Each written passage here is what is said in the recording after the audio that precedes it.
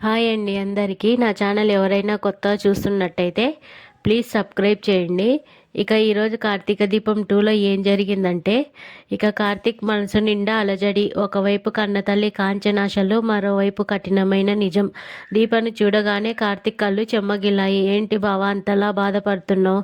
అత్తయ్య పుట్టబోయే బిడ్డ గురించి ఎన్నో ఆశలు పెట్టుకుంటున్నారు. ఆవిడకి నిజం చెప్పి ఆశలు తగ్గించుకోమని చెప్పండి అని దీప కార్తీక్తో అంటుంది. నా వల్ల కాదు దీప. అమ్మ నీ బిడ్డ కోసం ఎన్ని కలలు కంటుందో తెలుసా? ఇప్పటికే నా భుజాల మీద ఎన్నో బరువులు ఉన్నాయి. ఇప్పుడు నా బిడ్డ బతకదని నేనే స్వయంగా అమ్మకి ఎలా చెప్పను? అసలు ఆ దేవుడు మాకు ఈ శిక్ష ఎందుకు విధిస్తున్నాడు అని కార్తీక్ కన్నీళ్లు పెట్టుకుంటాడు. ఇక కార్తీక్ పడుతున్న వేదన చూసి దీప సైలెంట్ అవుతుంది. ఆసుపత్రిలో డాక్టర్ చెప్పిన మాటలు కార్తీక్ చెవిలో మారుమోగుతున్నాయి. నేను డాక్టర్ గారిని బతిమిలాడాను దీప, ఆపరేషన్ తర్వాత ఏమైనా అవకాశం ఉంటుందా అని. కానీ ఆశలు వదిలేసుకోమన్నారు. ఏ పూజలు నా బిడ్డను బతికించలేవు. ఇప్పుడు ఏ ముఖం పెట్టుకొని అమ్మ ముందు నిలబడను అంటూ దీపావళిలో తల పెట్టుకొని చిన్నపిల్లవాడిలో ఏడుస్తుంటాడు కార్తీక్. ఇక మరోవైపు కాశీ తన తండ్రి దాస్తో మాట్లాడుతున్నప్పుడు పాత జ్ఞాపకాలు, కొన్ని చేదు నిజాలు బయటపడ్డాయి. తనని స్వప్నని కలపాలని కాంచన్ అత్తయ్య చూస్తున్నారని, కానీ స్వప్న విడాకులే కావాలంటుందని కాశీ దాస్కు చెప్తాడు. జోష్ను చేసిన మోసాన్ని తలుచుకుంటూ కాశీ తన తండ్రికి సారీ చెప్తాడు. నాకు చేసిన అన్యాయానికి జోష్న అంతు చూసేవాడిని, కానీ ఇప్పుడు సుమిత్ర పెద్దమ్మని కాపాడబోతుందని వదిలేశాను అంటాడు కాశీ. పిల్లలు చేసే తప్పులకు కారణం పెద్దలు చేసిన పాపాలే కాశీ. నా తల్లి చేసిన పాపానికి నా పిల్లల జీవితాలు ఇలా నాశనం అయ్యాయి అని దాస్ కొడుకుతో అంటాడు. ఇక ఆ మాటతో కాశీ, ఏంటి నాన్న, నీకున్నది నేను ఒక్కడినే కదా, పిల్లల జీవితాలు అంటున్నావేంటి? నాకు తోడబుట్టిన వాళ్ళు ఎవరైనా ఉన్నారా అని కాశీ షాక్ అవుతూ అడుగుతాడు. ఇంకా తండ్రిని ప్రశ్నిస్తాడు. దాంతో కాశీ దీప అసలైన వారసురాలు అని చెప్పబోయి ఆగిపోతాడు. దీప ఇంటి వారసురాలు అని కాశీతో చెప్తే ఆ నిజం అక్కడితో ఆగదని కాశీ భావిస్తాడు. దాంతో వెంటనే మాట మార్చడానికి ప్రయత్నిస్తాడు. కళ్యాణి మరణానికి తన తల్లి నిర్లక్ష్యమే కారణమని కవర్ చేసే ప్రయత్నం చేశాడు. కానీ కాశీకి అనుమానం అయితే తగ్గలేదు.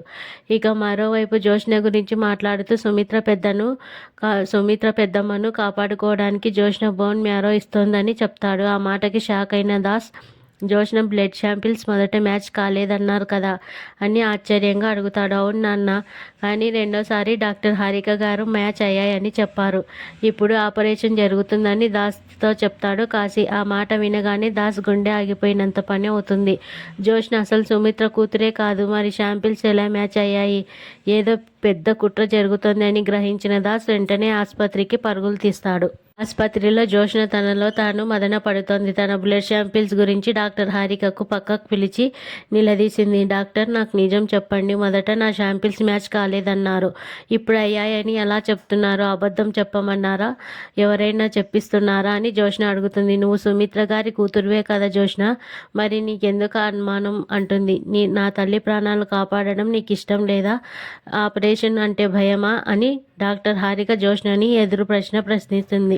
దాంతో జోష్న కంగారుగా, లేదు డాక్టర్, ఏదైనా మిస్టేక్ జరుగుతుందేమో అని అడుగుతున్నాను, ప్లీజ్ నేను ఇక్కడికి వచ్చి మిమ్మల్ని కలిసిన విషయం ఎవరికి చెప్పకండి అని వేడుకుంటుంది.